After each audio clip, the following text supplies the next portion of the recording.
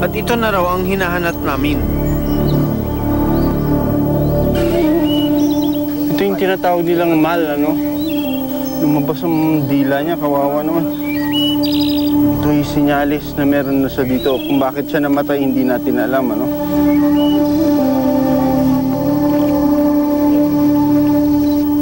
Importante din yan sa ating data recording, ano?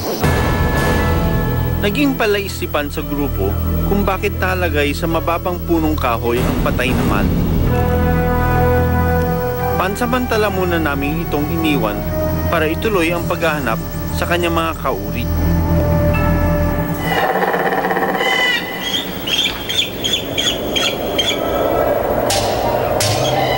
Umpisa pa lang ng umaga, agad namin itong binalita kay Pierre, presidente ng ESI o Endangered Species International. Right. So, a dead one. Yeah, that's an interesting observation. It's rare. It's very important already. It's very important, and it's very rare actually. The picture that you have is very precious, because ask all the biologists or the people who have been conducting surveys how many times they observe a dead one. It's really, really rare.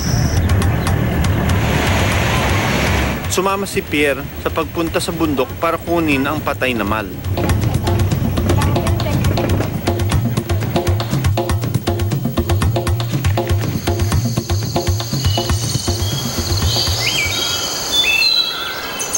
Dahil sa patuloy na pag-ulan, halos maubos na ang katawan ng mal.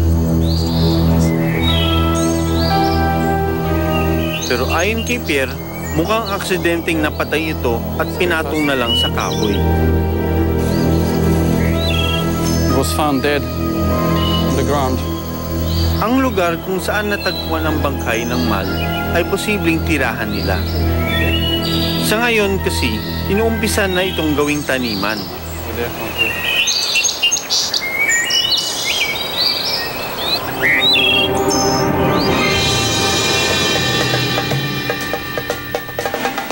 We don't have any dead specimen from our project areas. It's the first time we have that, so that's very important. And then we can also use that further down the line for identification, for helping to know which if it's a different species or not. Ang nakuhang specimen ay makakatulong sa pag-aaral ng mal. Kaya naman, tumulong ako kung paano ito maprepreserba. Uy, Ricky, kumusta? Ito na yung, yung ating specimen na nakita natin doon sa bundok. Binilikan niya ng grupo.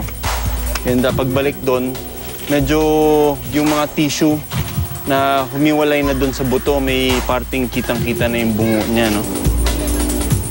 Naghiwa-hiwalay na nga po. Ito yung skin ng kanyang skull, oh. Ayan, oh, nakaganon yan. Tapos humiwalay na siya. Pero may napansin ako habang linilinis ko ang bangkay ng mal. Ito yung panga. Basag, oh.